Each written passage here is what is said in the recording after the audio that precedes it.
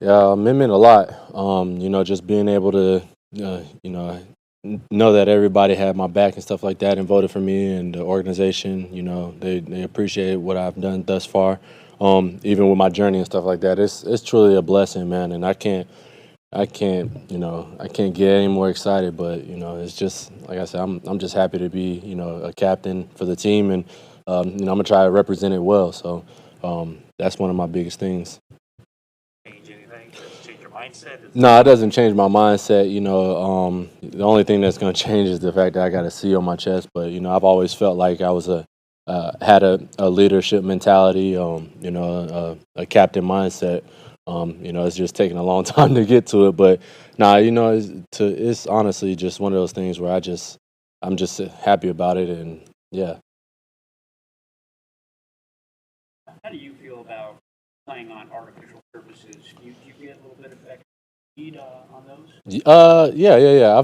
I've played here before. Actually, the last time I played here was my freshman year in college. So back in 2012, yeah, bowl game, Little Caesar Bowl. But I mean, artificial or not, it's the same thing for me.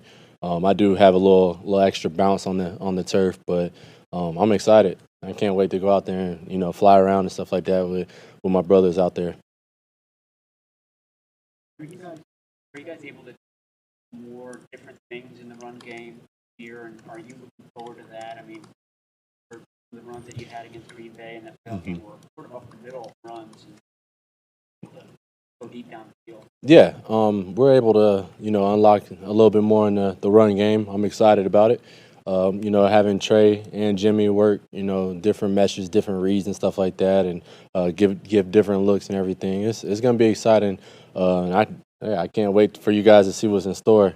And there's a lot of good packages and stuff like that we're gonna be implementing throughout the season and stuff like that. So it's fun, man. It's gonna be exciting, like I said.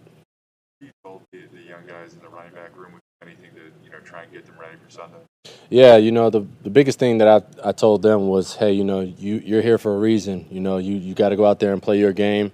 What got you here, plus more. But don't put that burden on your shoulders. Just go out there and just have fun. It's just like any other game that you've been playing. These guys have been playing for, ever since they were little boys and stuff like that. So to be able to play in this league, you have to have that mindset of, hey, I'm just gonna go out there and dominate and do what I do. Do what I always done. So that's what I try to tell them. Never get too high, never get too low with your assignment, and just go out there and just execute at the highest level. Obviously was about wanted to bulk up a little bit hmm to handle more of a workload. Were there any changes similar to that you made this offseason? Yeah. I gained more muscle mass and stuff like that, and my weight as well. But I'm feeling great. I'm feeling like I'm at my best right now. Just can't wait to go out there and just show you guys what I'm capable of. It's gonna be fun. It's gonna be really exciting for sure. Have you bonded with Trent Sherfield this year? Similar backgrounds, hmm from the specialty guy, more than a specialty guy.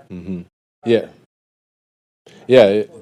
Yeah, Trent, man, Trent Sherfield is definitely one of those guys that I really admire a lot. Just being able to see how he comes into the building. He's new to the whole training staff, and not too many people know who he is. I noticed him, prior to because of what he's been able to do at the gunner position with Carolina or the Cardinals. Sorry, excuse me, but yeah, it was exciting seeing him watching him play and stuff like that.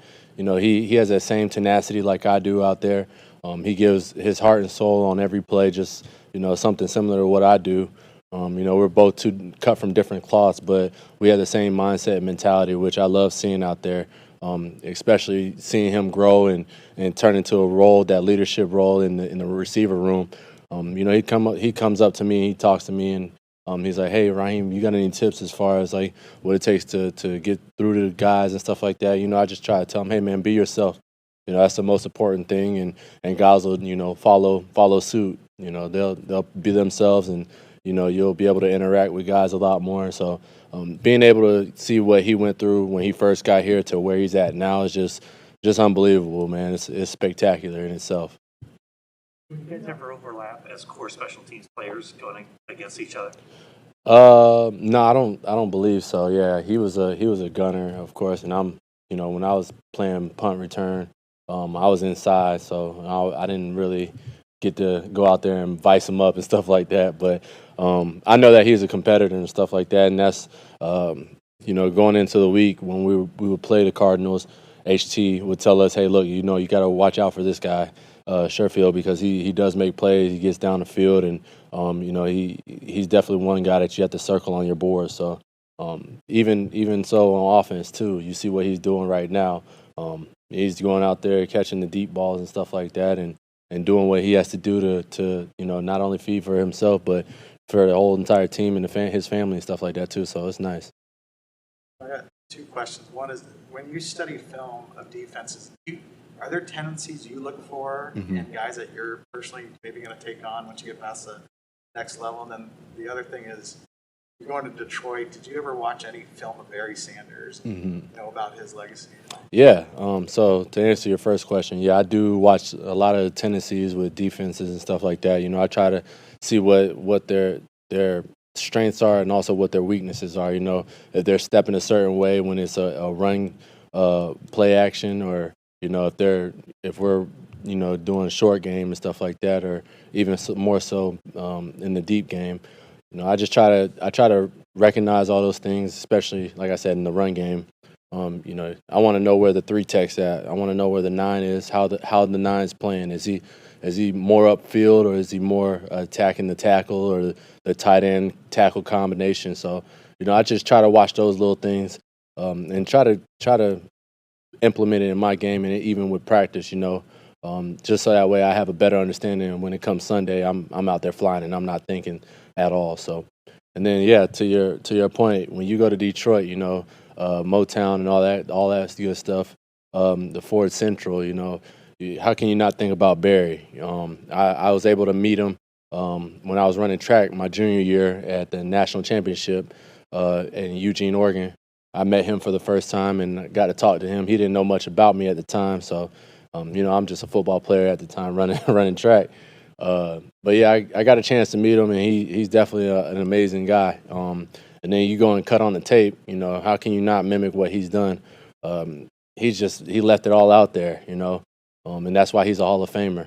And that's something that you want to implement in your game, especially me. Like I told you guys before, my mentality, my mindset is I want a gold jacket no matter what.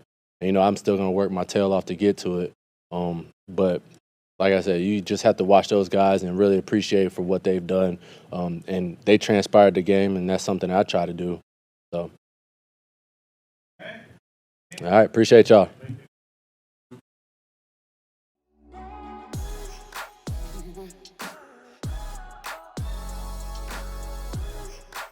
Mm-hmm.